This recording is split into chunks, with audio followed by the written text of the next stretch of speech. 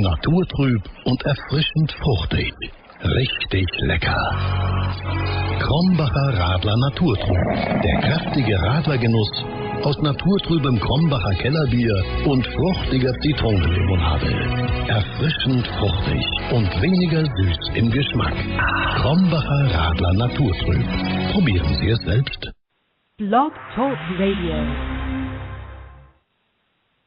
Hello, everybody. This is Chrism, and I'd like to welcome you to another conversation about your Kundalini Awakening experience.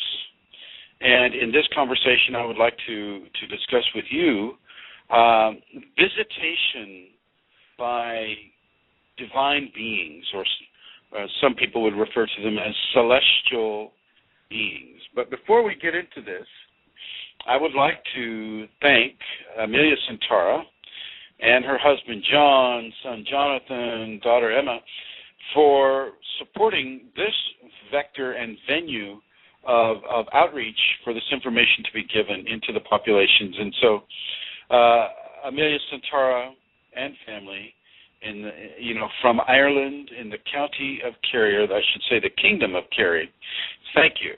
Thank you for providing this service for people. I would also like to thank Eileen Laurel for her help and assistance in the many ways that she does that and has done that over the years. I would like to thank Liz, who is organizing the Boston Kundalini Awakening Seminar. This will be the first time that this information has been given on the East Coast of the United States. And so Liz, I really thank you for that, and I would like to give out Liz's email address. It is LZHAO6, and that's the number 6, at Comcast.net. If anybody who is listening is interested in attending the Boston Kundalini Awakening Seminar, you would want to register with Liz, and her email is LZHAO, the number 6, at Comcast.net. And I would like to thank Liz for her assistance and help in bringing this to life for the people on the East Coast. Let's see. I'd like to thank Barbara Berry for providing the ashram that we're in. It's not a big, huge, honking thing. It's just a 2-bedroom 1947 house, but let me tell you, it works great for us at this point in time. So thank you to Barbara. And I'd like to thank you to all of you who are listening. I'd like to thank you who are listening in the present time right now. And I would like to thank those of you who are listening in the future on the archives. And so thank you all for being here today and tomorrow, and however many tomorrows that may be. So today we're talking about the visitations by divine consciousness. This is not as uncommon as it might seem. It's a fairly common experience that people have with regards to the Kundalini. I mean, especially when you're deeply involved in a belief system, and it can be any belief system, but it doesn't necessarily have to be the belief system that you have today. It can be the belief system that you were raised with when you were a child. It can even be a belief system that you had in a previous life that may not be honoring in this life. So if you were a Hindu in a previous life and you're pretty much, say, without religion in this life, well then the Hindu celestial beings may come to you in a waking vision. Now these waking visions are real. They are a real interaction of a divine realm and upon the physical realm. I don't want you to ever have this occur and then think, oh, that was just my imagination. Within a Kundalini context, there is no such thing as just my imagination.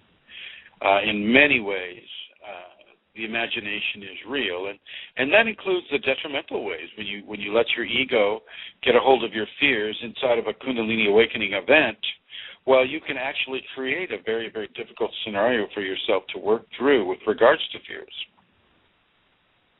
So you want to know this, you want to understand this. And Kundalini is very much about controlling your mind, controlling how you think. How you think is so, so very important. And you get to have that control. No longer does your ego get to have that control. Okay? So when this type of an experience occurs for you, you need to take it at face value. Take it at face value. And many of the teachings that will come to you from this will be beyond the spoken word. Beyond the spoken word. Amelia, Santara, have you had experiences in these areas? Yes, I have indeed. I was raised as a Christian, as a Catholic, but I haven't had visions from that experience. My visions came from what I didn't realize at the time was of a Hindu, had a Hindu flavor to it. So I saw what I now know were Hindu goddesses envisioned, particularly during my Kundalini Awakening event in 2007.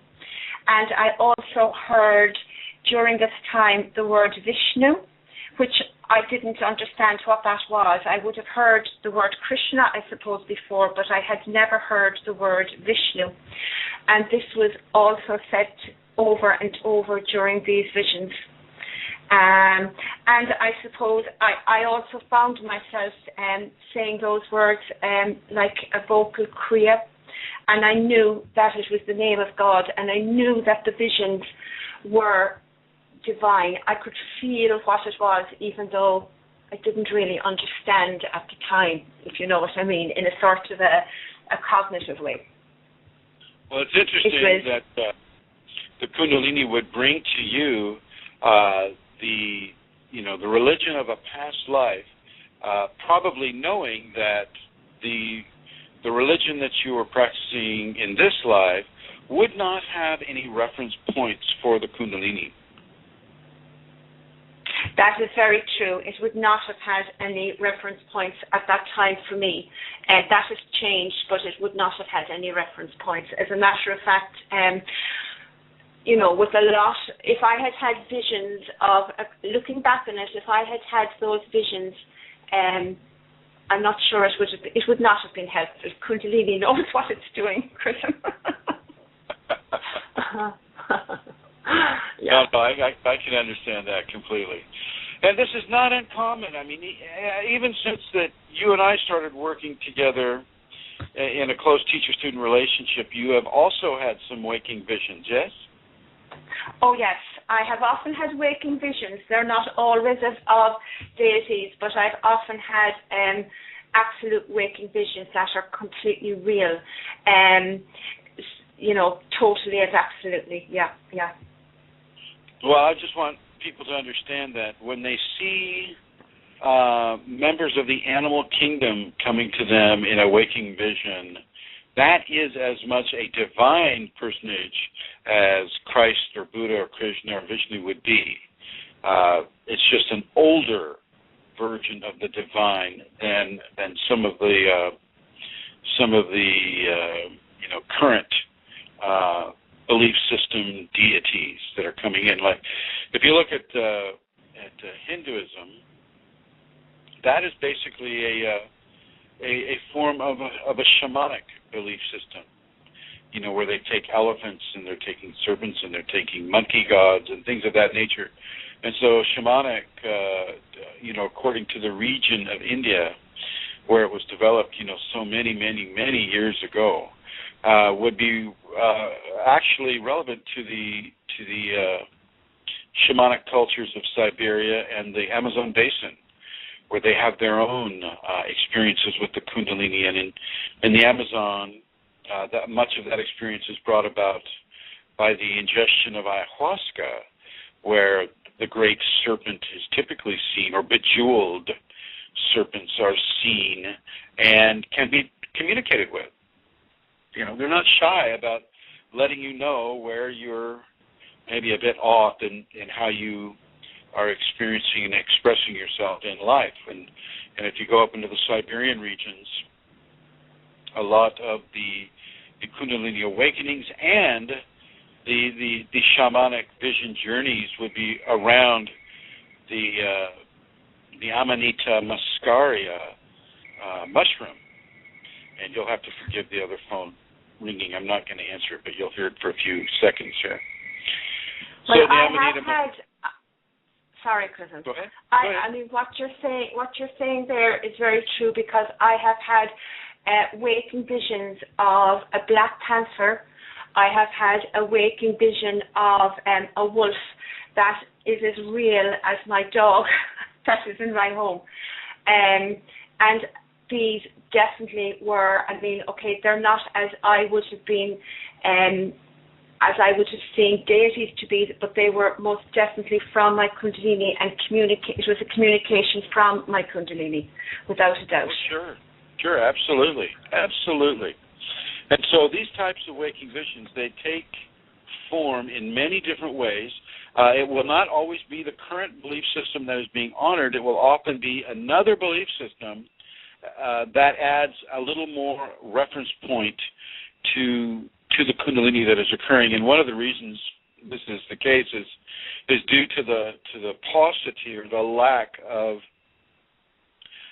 real authentic knowledge that we have in the West of the Kundalini. You know, we have people like Gopi Krishna and Dr. Lee Sanella and a very few others that have had the actual authentic experience, and yet even they go somewhat unheard of in society. And a lot of that is because, you know, when a person isn't ready to know about the Kundalini, they will not be allowed to know about the Kundalini. They may benefit from being in the proximity of a Kundalini awakened person or receiving a treatment as Santara gives with the Kundalini infused therapeutic touch, but they won't know about the Kundalini. It's just not their time to have this yet, but they can still be affected in a positive way. With regards to some of the more known objects and consciousness of worship, such as Jesus Christ, or Gautama or Buddha, Krishna, and many of the other, like angelic consciousness. This is a very real thing. I've had the Christ. We have a special room here at the ashram where Amelia was just habitating and sleeping, and that is called the White Room, only because, it took me a long time to paint that thing white. But it's called the White Room, and the Christ has appeared in that room for students. And these are people who have, they had no idea who this was. They waited to see me the next day, come into my office and see a picture of Christ on the wall and point to that picture. Who's that man? Who is that person? And I say, well, why do you ask? And they say, well, that's the one. This person showed up in my bedroom, at the side of my bed, looking at me, and imparted, information about forgiveness and things of that nature. And so, with this person, she didn't even know who it was. And so, once again, you have the divine personage, the deity, coming to the person through the awakened Kundalini and beginning to give a series of teachings for a person. And I say series of teachings because that one incident is a huge thing. It's a huge thing. It doesn't just happen and then it goes away. It stays with a person, and the Kundalini itself will begin to work with that person along the lines of the teaching that was given. And some of the teaching is just the relevancy of having a celestial being there in your bedroom with you. The relevancy of that. Now, and as you who are listening to this come into your Kundalini and begin to accept the divine guidance from the Kundalini, you have the opportunity to partake of these visitations in a much greater way. Yes, you will still be surprised. You'll be quite surprised. It'll be an amazing level of surprise. But as you have been given this reference point in this radio show today, you won't be as maybe blown away as you otherwise would have been. And this is not a bad thing.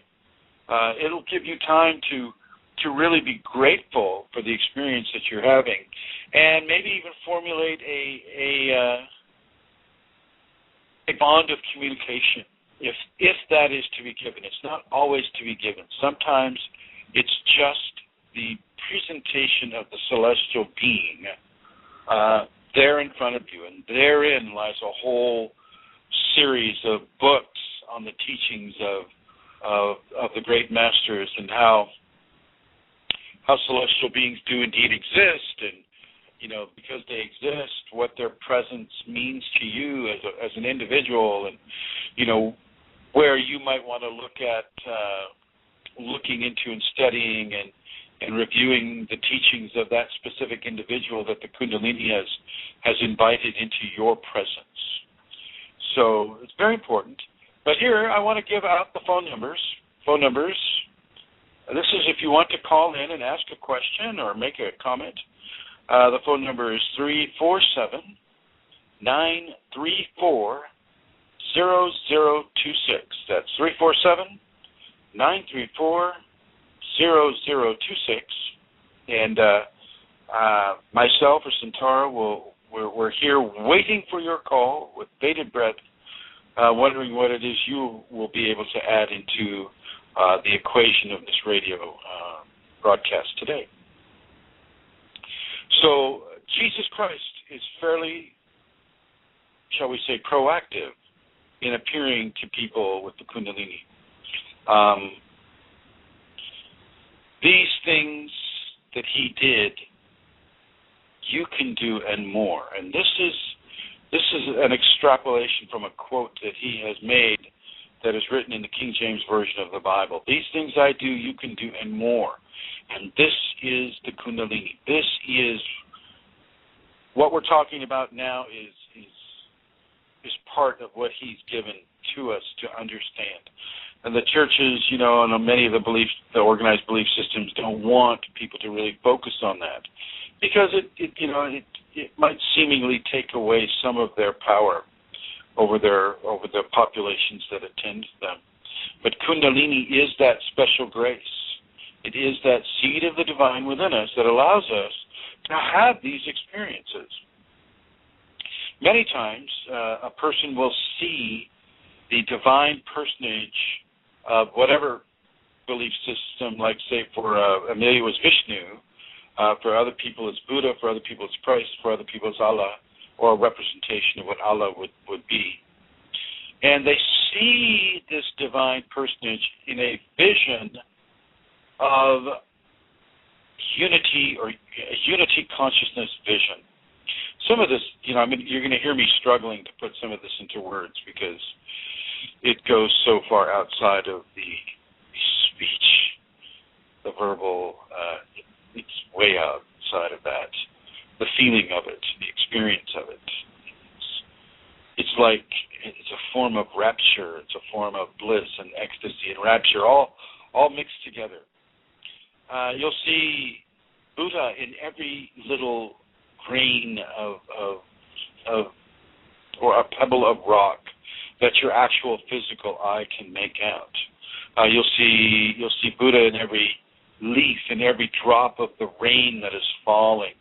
You'll feel the Christ in the same way, or Vishnu in the same way, or Shiva or Shakti in the same way.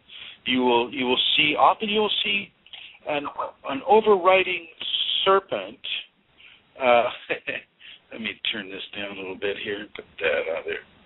You'll see an overriding huge serpent on the horizon of your visual consciousness. You'll always see it, and it's very much like the Isis serpent from the Egyptian mystery schools, the Egyptian belief system. Isis overarches our human experience, and she's elongated in the way a serpent would be elongated. And this is also a way that people are able to discern the divine personage.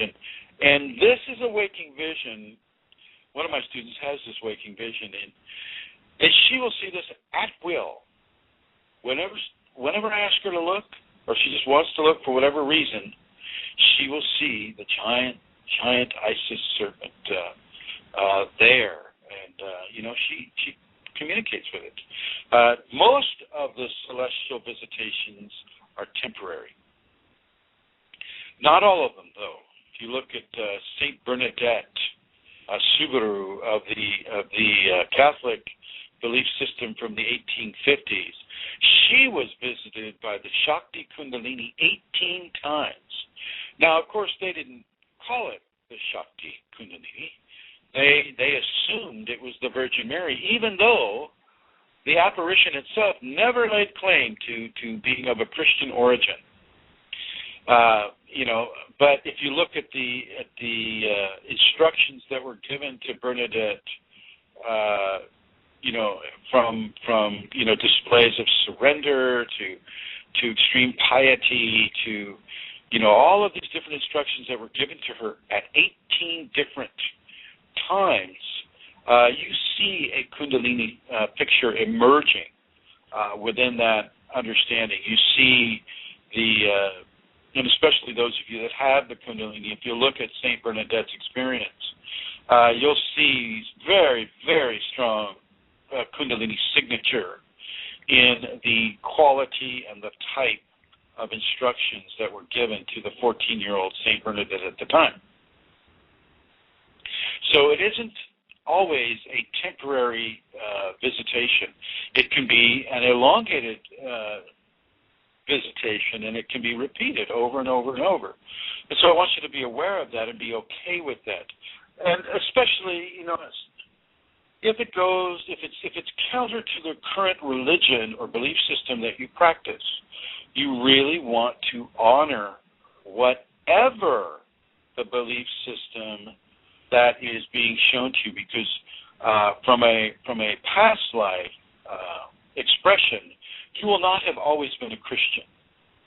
You will not have always been a Hindu.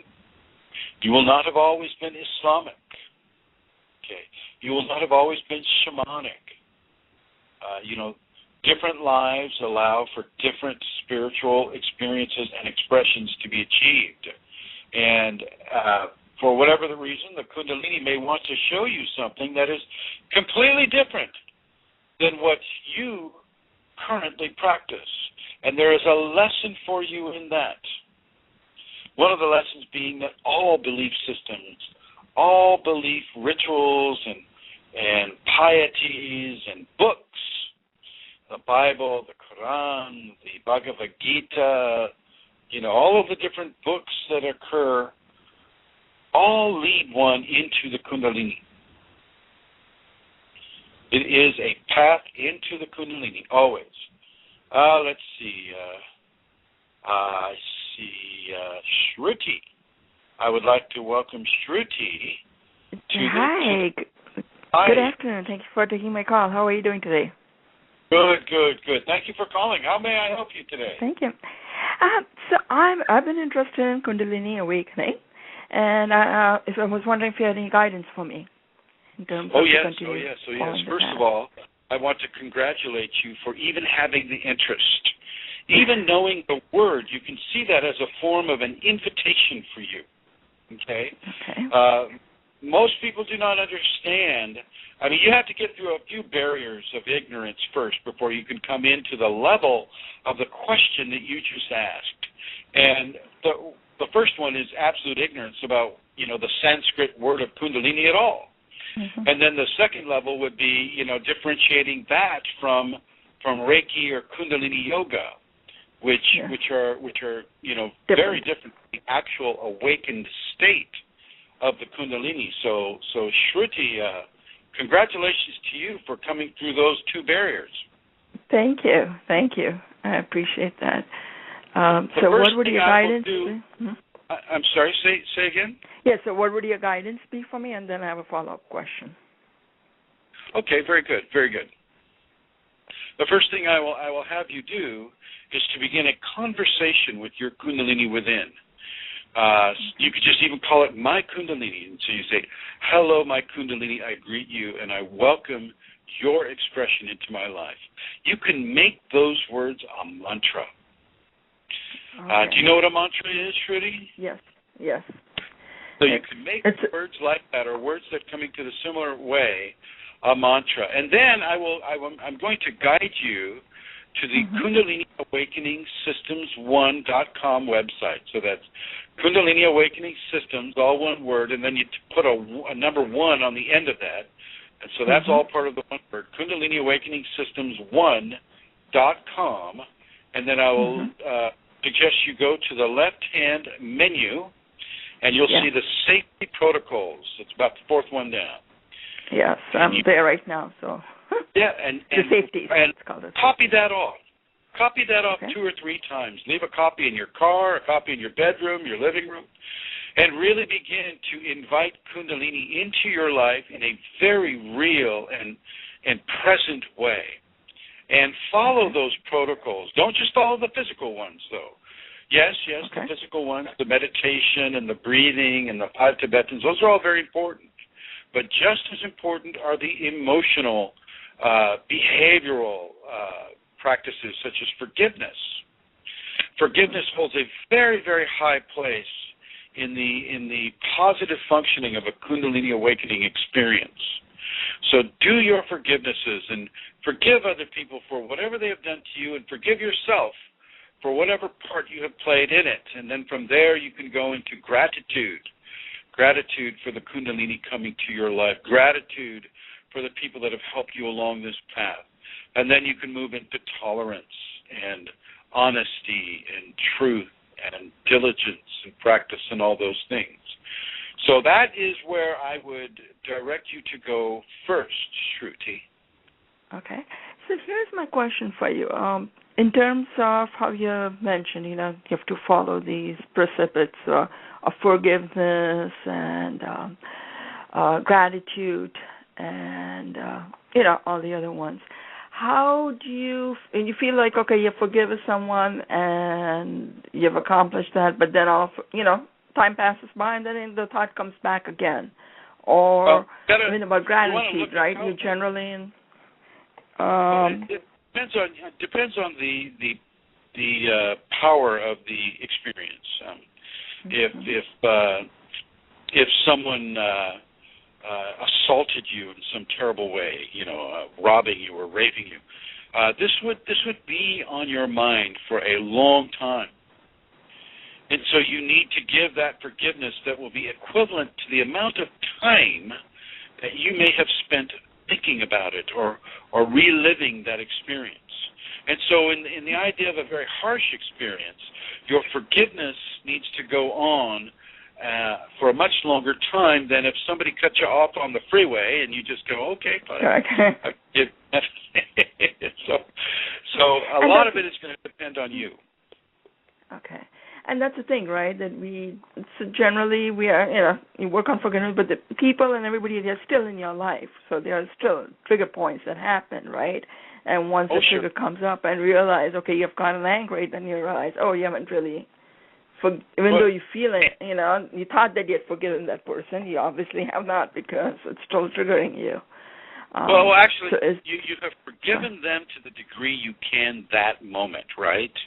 Mm-hmm. But you can also still look forward to rediscovering other areas within you that reverberate with the need for forgiveness in that particular situation. So, it does. You do want to bring it on for a while. It doesn't last forever. You'll get to a point, Shruti, where you don't really think about that one instance anymore. You jump to another one.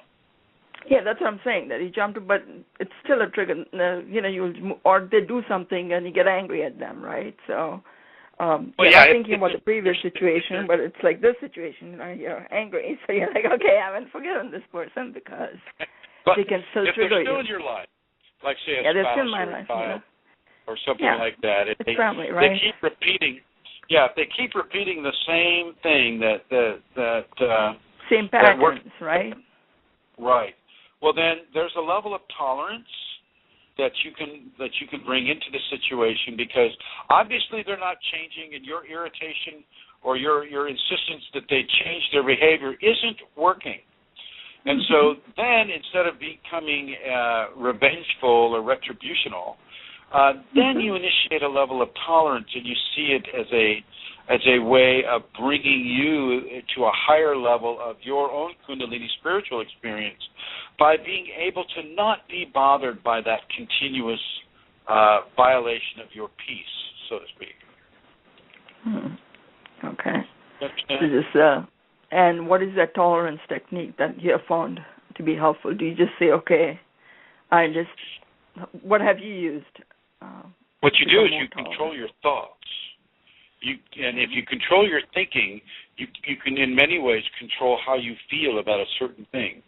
So if you change your thoughts around whatever that problem is that somebody is giving to you, if you change your thoughts around it, you change the level of motion around it, you can turn it into a very positive spiritual experience for yourself. You have to change the way. So let's say, Kristen, you're chewing gum while you're giving your interview, and it's really irritating me when you blow those bubbles and you snap pop them, and oh my gosh, can you just spit it out? Yes. Yes, it's triggers like that, right? Triggers the small things like that, and you notice yourself getting angry, getting irritated. So it's like, okay. And of course, you're saying that to me while you're listening to the show, so I don't hear you, and I keep on doing it. Okay. That's exactly. And then as I keep on doing it, and you hear the smack, smack, smack, pop, pop, pop, smack, pop. You begin to. Well, I'm gonna change my thoughts around this. Every time I hear him smack and pop, I'm going to feel it as a bubble of Kundalini that is releasing in me and purging me of this irritation that I have with his behavior. I'm going to forgive him, and I'm going to tolerate it. Not only will I tolerate it, I'm going to turn it into something positive for me.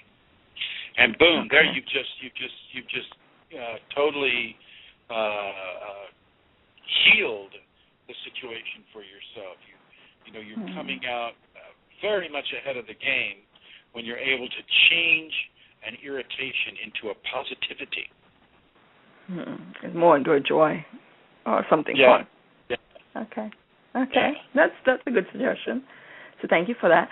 The other question I have is regarding heat sensations. Is that also a sign of Kundalini, or?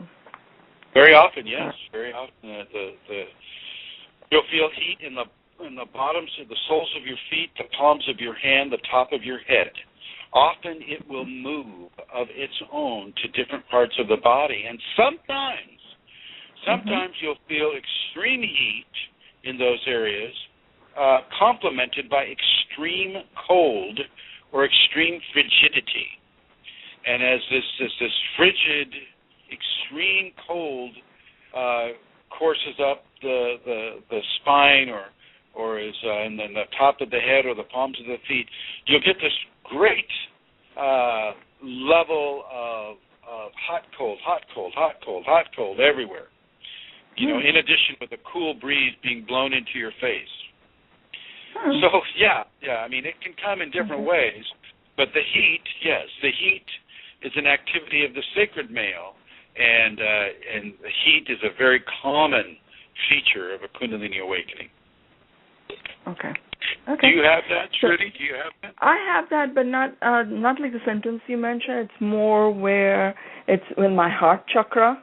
It just gets unbelievably hot, and it's I really sometimes hot? also felt, I've also noticed in my on my forehead, more for third eye, and the crown. It's like And that's wonderful. Yeah. That becomes so hot that it's like it affects the whole face. The source is over there, but I can feel the heat on the whole face. Are you feeling Are you feeling deep experiences of love? Deep experience of love. I had felt that a few years back, but that had happened over a course of 3 nights. But I've not felt that again. So it's and I was wondering if maybe I've imagined it. But that is what had triggered me to start becoming more serious about getting more interested in Kundalini. That experience. Oh, well, there you go. Then it served its the oneness and the oneness and the knowing of, Sorry, I didn't mean to interrupt. Exactly. It served its purpose for you. I don't want you to wait for that loving embrace of everybody and everything to make its appearance for you again. I want you to just go right out into that. You remember what it felt like, and so now replicate that feeling through your loving interpretation and interaction with people and the environment, social and environmental around you. Step right into it. Okay? Okay. I'll try. I try to use that as a guidance. But it's tough because that feeling was so you can't explain it. You just cannot explain it. You are in there, and it's an experience. That's all I can say. And trying to recreate that, it's difficult. But I would like to be there. I definitely want to be there. What you'll do to recreate that is because you're feeling the heat in your heart chakra, whenever you feel that heat is when you will coincide that intentional appreciation of the all that is in your heart. Mm-hmm. So whenever you feel that heat, bring on that appreciation, that gratitude, and let that begin to take its control over you. Okay. That's a very good suggestion. That is very good. Thank you for that. You're very welcome, Shruti. Thank you. So I'll keep on listening to you. Thank you. Okay, well, thank you for calling in. Thanks. Okay. I would like to say thank you, Shruti, for calling in, and thank you for listening today. And if anybody else would like to call in, the call-in number is 347-934-0026. And I welcome any and all calls, about the Kundalini, like Shruti. Shruti has very, very good questions about the Kundalini, and I want to thank her and honor her for her thoughtful questions regarding this amazing divine experience that we all have the opportunity to have. These are the type of teachings that the Kundalini will bring into a person as a visitation from a celestial divine being. Christ is very much, from my experience with him, very much along the lines of forgiveness. If you see the bejeweled snakes or the serpents, giant anaconda-type serpents, well, they will tell you maybe that you're too wrapped up into your mental mind. You have far too much of an ego-based appreciation of your own mental prowess, and they'll come right out and tell you don't know so much. They'll say that to you. They'll say you don't know so much, and then they'll start to show you how it is that you don't know so much. So you gotta be careful not to get so wrapped up into the jewels, the beautiful, beautiful colors and shine and sparkle of the skin on these serpents. I mean, these are ayahuasca serpents, and it can be very, very exhilarating and take your mind off of some of the questions that you might want to ask or some of the things that they want to say to you. I have seen snakes like these, only mine have been much, much larger than something that would just share the same ground with you. Mine have been the size of a planet. And so all the conversation take place in space. And yes, even though it's not of the planet, you see it, you experience it in a double reality. So here I am, giving this radio interview right now, and at the same time, I'm having the conversation with the Shakti serpent in a place of space outside, say, the Earth orbit. I know how that might sound to people, and I invite you to make all the jokes possible. I think it's pretty good. But anyway, these celestial divine experiences last a lifetime. They never go away. They're like burned into your awareness, and they really provide an excellent fulcrum for a person, say, like Trudy, who has received the invitation to come deeper into the Kundalini. And so when she experiences a divine personage that is suitable to her as through the expression of her own Kundalini, well, then that experience will be imprinted onto her soul, and it will be something that constantly gives her a level of guidance and assurance that she is indeed on a divine path, and that there is no more a need to follow, say, the psychological, assumption that, it was just the imagination. There is, as I mentioned earlier, there is no, it was just the imagination. These things are real. They're just not real in the same 5-sense way that a scientist or an MD or PhD might understand things as being. And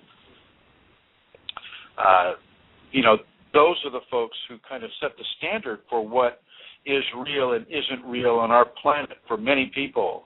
And I'm just going to tell you straight up that's not the case. That is not. That is a very limited and narrow understanding of the multiverse and of creation. And even though they recognize more than a few dimensions, they don't recognize the collected creation of each of those dimensions and how they may interact with our dimension here. Pre-Kundalini, yes, you may have some dreams that are of a fantastic nature, and you may have some dreams that are experiences that are suggestive of, say, a difficult work environment or something of that nature. After the Kundalini comes, though, there is no such thing as a dream that does not have a Kundalini imprint and teaching upon it. And many times, these celestial beings that come to you will remind you of a dream that you had. Remember the dream that you had when you were flying over a lake of a clear water lake full of beautiful orange goldfish. Do you remember that? And you'll say, oh, yeah, because immediately the memory will come to mind.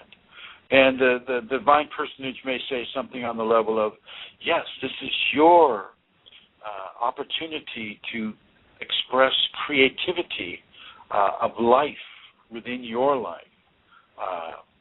Create something that is helpful to another person. Create a beautiful work of art. Create a child. Create something with a divine inspiration. And, if you follow this, you will go out and you will do such a thing. It doesn't have to be any one or all of the above, but it has to be something that would correlate with what the clear water and the orange of the fish and the fact that it's a fish swimming through the water, and the divine personage is pointing out these many, many, many, many different facets and opportunities of teaching and learning that this particular vision would have. And yes, I did have this vision. This is from my own experience.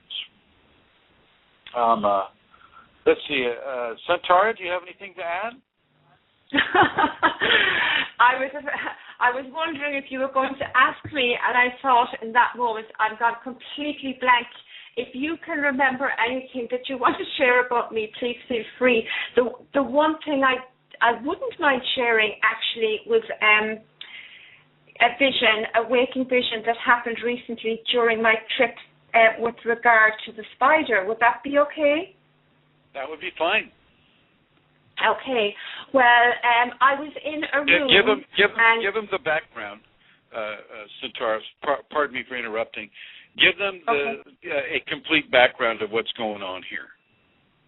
Okay. Well, I was on my trip and we were visiting Tombstone, Arizona, and we were staying at a hotel that was very old, and we were told that it was haunted, and we were aware of this. And we also were aware in Tombstone of entities being present all over the place. I mean, we were very aware of it. And that night, I was inside in the room, and the door opened directly onto the street. And suddenly, I could see through the door. And this isn't a dream. This is one of those. I could see through the door, and outside the door, a spider, began to form, began to grow up, and I knew that it was the Kundalini spider. It was Kundalini manifesting in the form of a spider, and it was huge. It was not quite as tall as a person, but it covered the whole door, and I knew that it was there as a protection, that it was there between us and the entities that were moving in a very threatening way up and down the street. And just after that, I heard a noise I had never heard before, and it travelled down the street and it travelled up the street. And I was so aware, and I could see this big Kundalini spider standing outside the door for me, and in that also I knew that is always the case for me. Always the case for me. Yes, and before we even checked into that motel, we drove through town going, well, what's the big deal about Tombstone, Arizona? Neither of us having been there before. And we pulled up outside the city limits, reflecting on what we've just driven through, and was basically there was one hotel, I think, one cafe, and we wondered what the big deal was. And the gentleman said, "Oh, you went past the budget motel? Well, that's the one where I work at. I'm an assistant manager there." And so, of course, we he gave us a few pointers on where to see, the OK Corral and all of those things. And for those who are listening internationally, in the 1880s there was a big gunfight by armed men with copious amounts of whiskey in them, I might add. And it was called the gunfight at the OK Corral. And it's a big historical type of thing here in the Southwest United States, and so it's quite famous. And so, of course, people from all over the world come to look at where Wyatt Earp and the Clantons had their fateful shootout. And so we were there, and what we learned subsequently was that the motel that we were staying in was one of only 2 original buildings in the town of Tombstone. And our motel had been the livery stable before it was changed into a budget motel. It was for many, many, many, many years, it was the livery stable. And then another structure in town was called the Birdcage Theater, and that had been absolutely closed down, walled up for about 50 years after the town closed due to a flood. And it had been kept in its original pristine 1880s condition. Everything with bullet holes in the walls, bullet holes in the ceiling, bullet holes in the floors, bullet holes in the bars, and bloody billiard tables, and oh my gosh, card tables all over the place. There's a very, very heavy spiritual signature to that place. And as we went and put our things in our room at the motel, we both immediately felt the entities. That's fine, that's no big deal. That's fairly common with Kundalini people. You'll feel the entity. And we went to a midnight tour of the Birdcage Theater, where people go to see the paranormal. And if you look at Santara's photographs, I think she may have posted some on the Yahoo site and on the Facebook site. She was able to capture some very, very interesting orb phenomena, spiritual consciousness that is captured by a digital flash, and orb phenomena of a hexagonal quality. So a hexagon that had been closed by a circle, so a circle around a hexagon. Very, very interesting things. And of course, for me, none of it seemed really that astounding, but for the other people there, they were quite enthusiastic about their experience with it. But coming back, after that tour, we realized that the street that we were on was like the bloodiest street in the whole town. I mean, if you wanted to die, then you would have a gunfight at Allen and 5th Street in the town of Tombstone.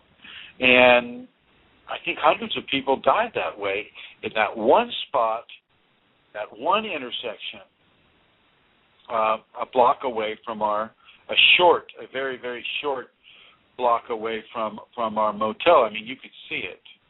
You could see it from our doorway. You could see where the people were gunfighting and killing each other in duels and various other activities. And so, of course, there was that heavy, heavy, heavy patina of entity spiritual involvement. A lot of it was negative. Many of these individuals did not move on because of the level of the vibrational evolution that they were currently experiencing. And many of them were still looking to cause mischief for people. And this is what the Shakti spider at the door was not going to allow to enter into our room. And, of course, I'm very grateful to the Shakti for doing that. There were other entities inside the motel itself, but, the more you worry about them, the more irritating they are. So I just stopped worrying about them.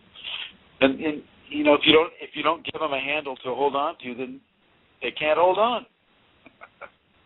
So, yeah, but that vision that Santara is describing as a giant Shakti spider is not an uncommon vision.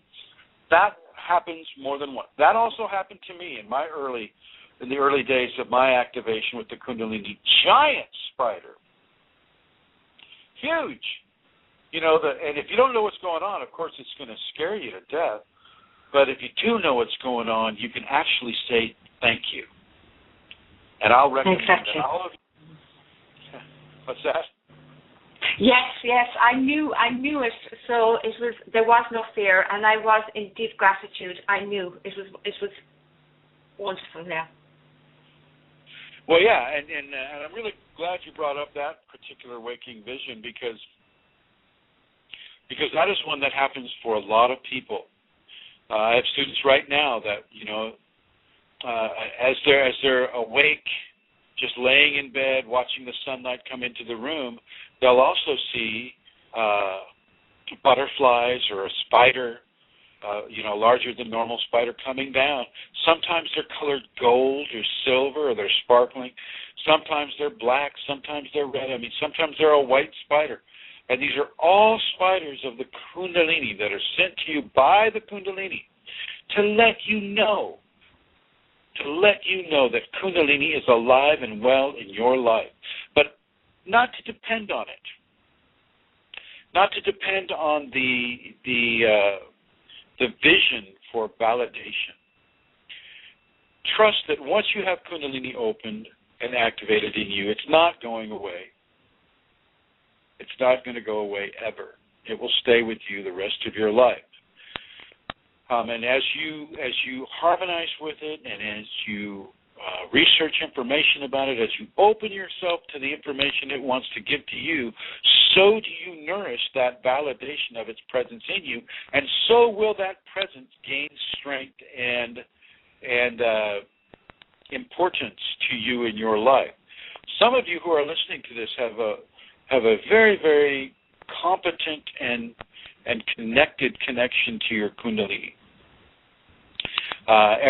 People in Europe, Northern Europe, people in India, people in Australia, the United States, Brazil, Peru. There are people out there right now who listen to this radio show, and I know they do because I work with them outside of it, that have a very deep, deep connection with this force within them. And it is to you that I'm speaking to in such a way. Allow yourself to be affected by these celestial divine visitations, whether they take animal form or human form or just the form of a ball of energy. Let your Kundalini speak to you. Do not relegate it to the activities of the imagination, because once you have Kundalini, imagination does not come into it anymore. Kundalini uses the dream life and the vision, the apparatus of vision appreciation, which would be the pineal gland, third eye, as ways to communicate its teachings to you. And it's very important that you understand that and that you honor that and you let that occur for you. Let it occur for you. Don't block your information based upon the science that's around you, and don't get the idea that I'm anti-science. I am not. I'm very appreciative of the science and the technology in the internet and on the cell phone and the ability to reach many, many, many people all at once. It's very, very beautiful and very good, and science definitely has a piece of my heart. But it does not, it's not the whole thing. It's not the answer to all questions. Certainly not the question of the Kundalini. That doesn't lie in the manipulation of matter or the manipulation of radio waves or light waves or any of those waves. That lies in the human heart and in the divine repository of energetic expression in the tailbone, the last three vertebrae of the tailbone. So really, really understand that. I love science. I love scientists, but it's not the answers to everything. It's an answer to some of the things, though, and I want that to be known that I do honor science and I do honor the expression of science. Let's see. Somebody's asking a question on this. Is it about the embodiment of the Kundalini? Let's see. Centaur, have you been following that? No, actually, I have not. No. This is to Aloha J. So hello, Aloha J, if you're still logged in. And I think, are you asking is the Andrew James? Hello, Andrew James. So is this? Is your question is the appearance of a celestial divine being an embodiment, about the embodiment of the Kundalini? Is that what you're asking? Hello, Andrew. If that is what you're asking, then I'm going to say yes and no at the same time. I'm going to say yes because there's Aloha J. Hello, Aloha J. And Andrew. Oh, no, it is not about that. Okay.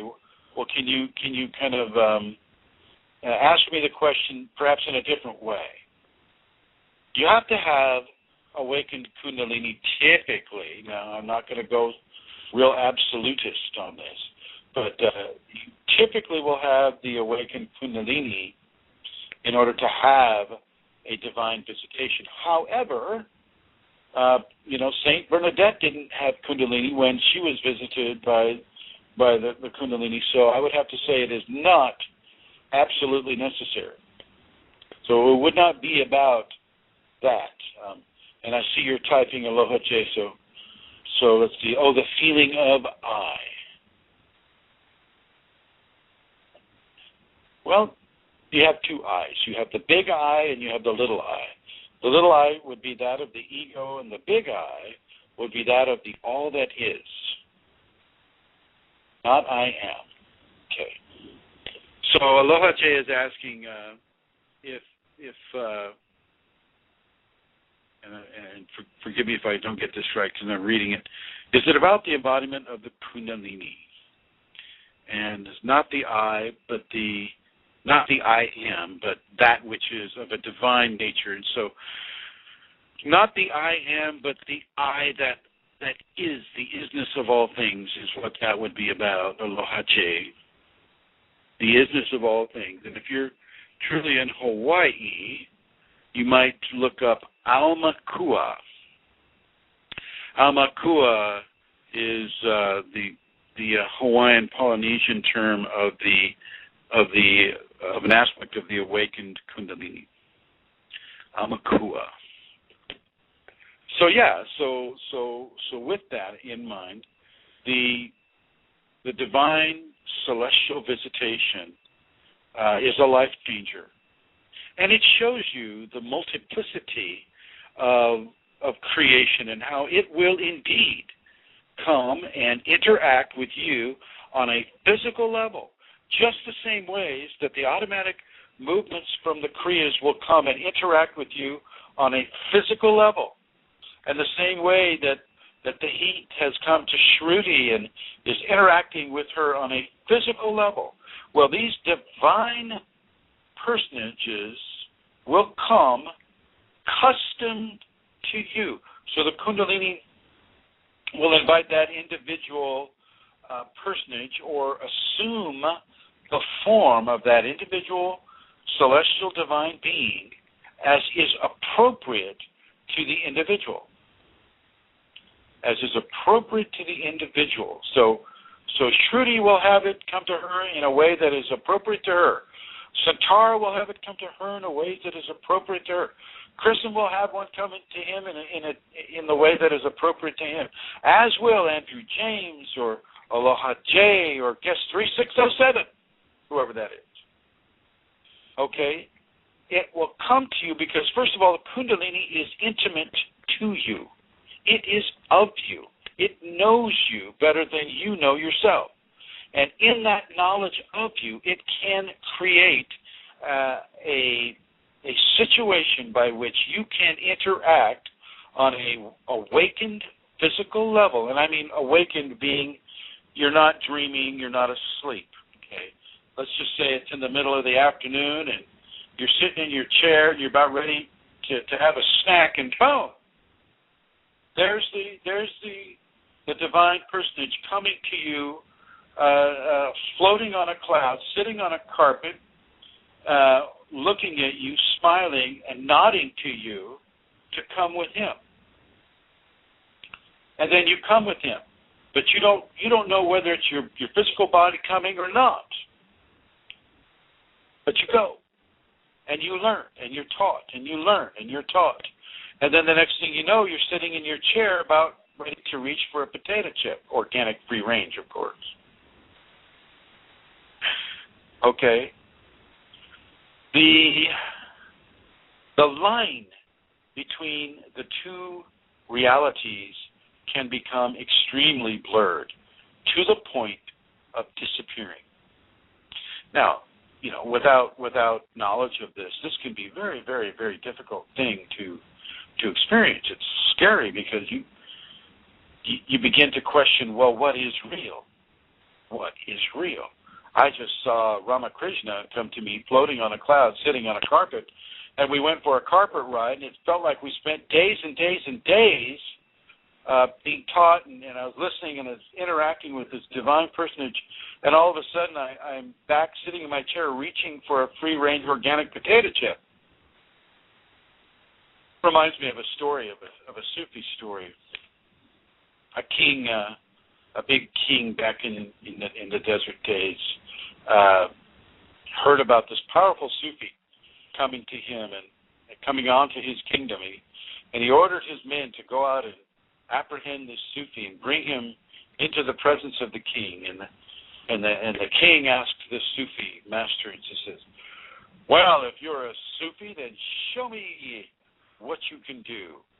Show me something that only you can do that cannot be replicated by me or anyone in my kingdom.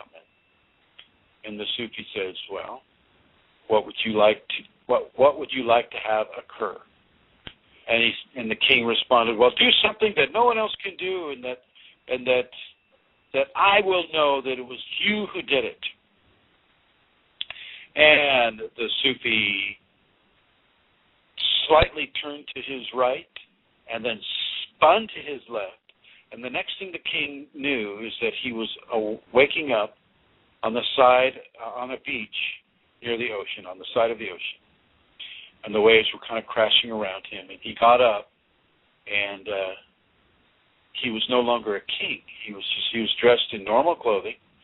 And he had to walk to the village, and he walked down the beach, and there's the village, and he walks to the village, and nobody knows him, and he's there for he makes friends with the people, and he starts to live as one among them, and he takes a wife and raises a family, and is a fisherman. He takes the job of a fisherman, and he dies, and as soon as he dies, he wakes up back in his throne with the Sufi staring at him, asking him, was that good enough?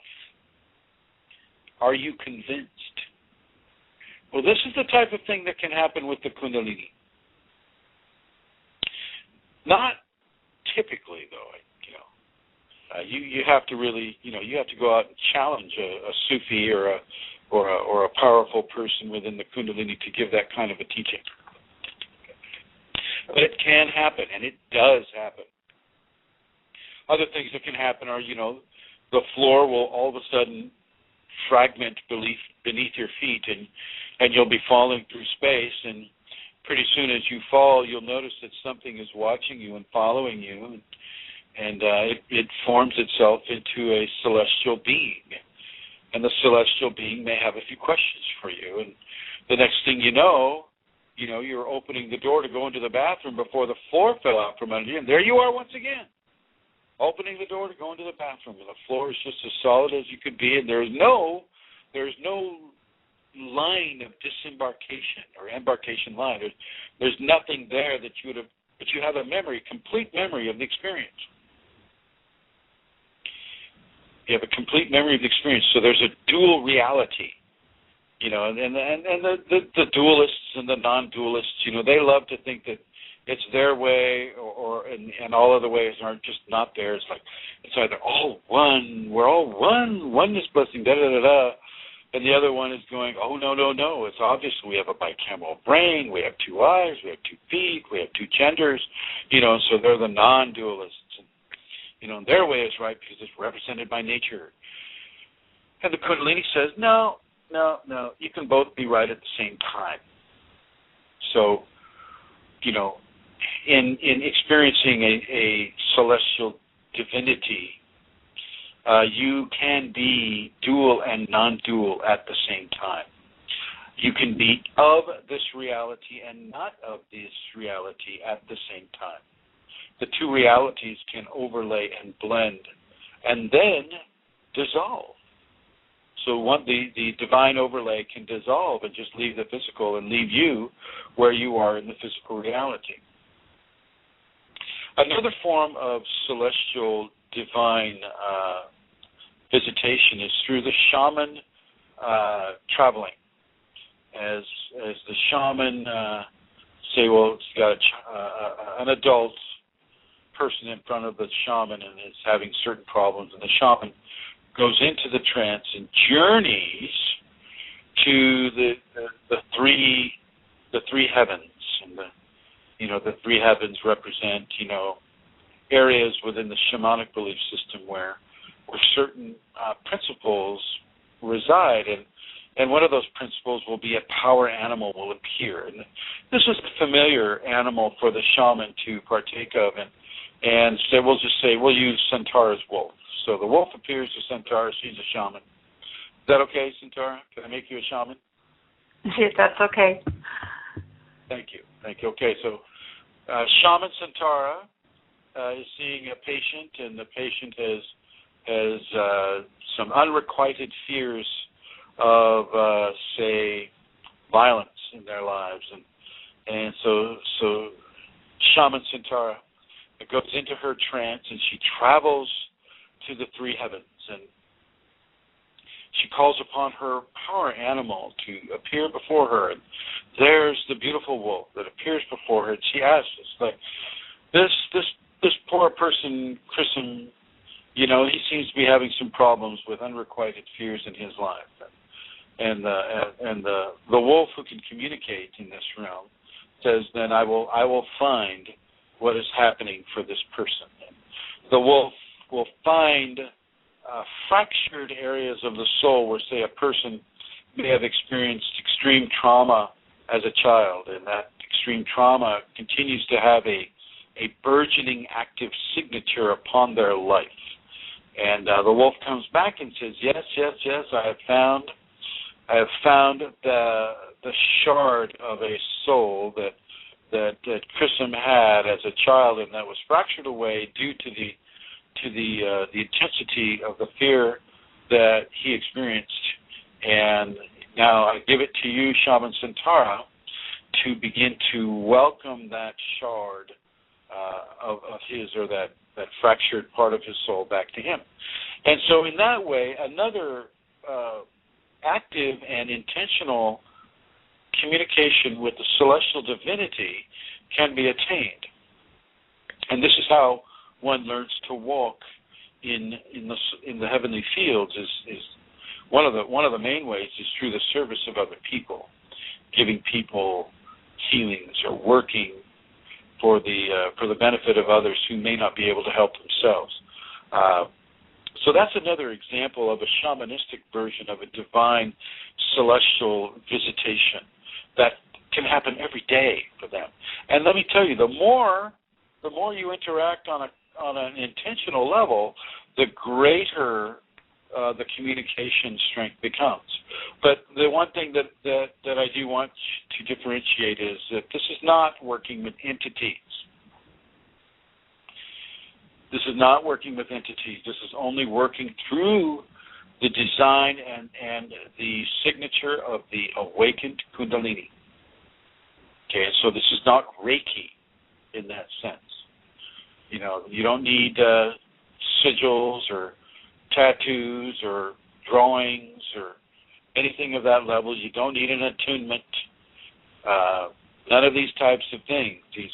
These are aspects of the awakened Kundalini, and though others can kind of try to present themselves that way, it is not. It is not that way. You need to be very, very, very discerning when you're exploring these areas with other people. What I will suggest you do is I will suggest that you find a teacher or a source of information that has knowledge that already resonates with your Kundalini. Already resonates with your Kundalini. Let yourself go with that resonance. Let yourself become infused with the information that your Kundalini resonates with. Okay. Don't go for the expensive thing because you get what you pay for, because you don't always get what you pay for. Don't go for the inexpensive thing because it's the only thing that you can afford, because some things are free. Some good things are free. Okay. Be very, very discerning. Have that conversation with the Kundalini, as I mentioned to Shruti. Have that conversation with the Kundalini and begin to look at it from that perspective. If you wish to contact me privately, well, you can do so. And that email address is kfireforall. So that's KFIREFORALL @yahoo.com. And another way you can reach me is on Facebook at Chrism.Kundalini. And we have some communities out there that you can partake of as well. And one is in the Yahoo network, Yahoo Groups, and it's called Kundalini Awakening Systems 1 at Yahoo Groups. And we also have the same group on Facebook under the same name, Kundalini Awakening Systems 1 Facebook group. And we also have the Facebook group of Kundalini ! And we also have a Kundalini Ashram group on Facebook, as well as Kundalini Healing on Facebook. And we have Kundalini Healing on Yahoo as well. So there are plenty of communities for you to partake of within the Kundalini Awakening Systems network of communities, so that you can kind of just feel your way around and see what you think and partake in ways that you feel are appropriate to you. Believe these divine celestial visitations. They are real. The closest thing to being unreal is to not validate the blending of the divine upon the physical reality. Don't do that. Validate this blending. Let it teach you. And allow yourself to be moved by it. You will be typically moved by it in a very deep and beautiful way. What accompanies these divine visitations is a level of bliss and ecstasy that goes beyond words. I just can't. There are no words to explain the amount of love and joy and ecstatic presence that comes with these visitations. And as I mentioned to Shruti, feel the heat in your heart. Feel the grace beginning to express itself through your heart. And if you felt the real pull before a few years ago, as I mentioned to Shruti, well, use that memory to reinvigorate that experience for you, and then begin to live your life through that reinvigoration of love for all that is. For the all that is. Really begin to harmonize that way. I would like you to know that there is going to be a Kundalini Awakening seminar event in Boston on October 19th and 20th. Liz is the organizer. She lives in Boston. I won't use her last name, but I would like you to email her at LZHAO, the number 6, at Comcast.net. And I will be there. I'll be giving the seminar, and we'll be giving Shaktipat as well, and Ishti invitations. These are beautiful, extraordinary events. I don't have too many of them. I'm trying to have more. Amelia Santara will be there as well. And so it gives you a great opportunity to meet her in person. She will be giving Kundalini healings and Kundalini-infused therapeutic touch. We may be blessed with the presence of Sarkis, another Kundalini healer who also uses Kundalini-infused therapeutic touch. And so there are many opportunities to make connections and to network with other people and to receive a level of divine grace that really isn't available anywhere else in the world. If you listen to any of these radio broadcasts, and if this is a frequency of the Kundalini experience that you want to have, then I'll suggest that you come to the Boston Kundalini Awakening Seminar, October 19th and 20th. Contact Liz at LZHAO6 at Comcast.net. That's the number 6. And do you have anything to add, Santara?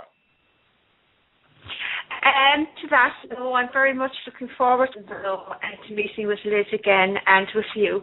And I suppose maybe for the people who listen regularly to this show, they know that for the past month I was spending time at the ashram in Santa Rosa. And it was a month filled with so many blessings and graces, and I'm so filled with gratitude for every moment of it. And I'd like to thank my dear husband for supporting my Kundalini process so that I could go and do that. And I want to thank you, my teacher, Chrism, for all the gifts and the graces, that I was given through the divine Kundalini within you. And for those who are listening and who are students of Chrism's, I would, if I could suggest maybe or encourage you to journey to the ashram in Santa Rosa and to spend some time in the presence of your teacher, where then I would really encourage you to do that so that you can be with the teachings of the Kundalini as given through Chrism. So thank you, Chrism, for that. And it's also good to be back home again.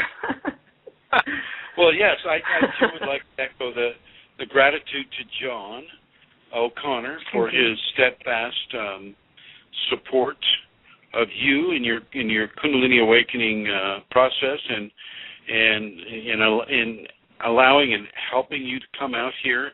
And so, John, a wave of hello to you and a wave of gratitude to you as well. And I know that Amelia will be visiting France soon, and so the French will be able to partake of her love and her grace on one of the beaches, I guess, there in France. Is that right, Amelia? We're going to the Vendée area. The Vendée, I'm probably pronouncing it incorrectly. Yes, on the western coast of France. Next weekend, so I'm looking forward to that as well. So anybody that lives there, go visit Amelia. Well, if there's anybody who lives there that is on the CAS group, or that would like to contact me, I'm going to give my number because I love meeting other Kundalini people. So if I can give my address, it would be kundalinimatters@gmail.com. And for sure, I'd be open to meeting with anybody who's living there. So thanks. That's it for me, Chrism. Well, great. Well, thank you, Amelia Santara, and thank you, everybody who has called in and who has listened. Aloha Jay and Andrew James and all the other guests. Thank you for joining the chat room and asking the question. Aloha Jay, I hope I came close to answering it for you. And then we will be coming back once again next Friday at 3 o'clock in the afternoon Pacific Standard Time for another show. Wednesday. Next Wednesday, Chrism. You said Friday. Oh, my apologies. Yes, Wednesday. Yeah. Next Wednesday at 3 o'clock Pacific Standard Time. We'll be coming back and doing this again, and I would like to extend an invitation to all of you who are here today to come then. And in the meantime, may your Kundalini Shakti explode within you with love and grace and joy and harmony for yourself and all those around you. Thank you for listening. Timo, letzte Frage. Was ist das Wichtigste am Mobilfunk? Genug Datenvolumen, Freiminuten und volle Kostenkontrolle? Richtig!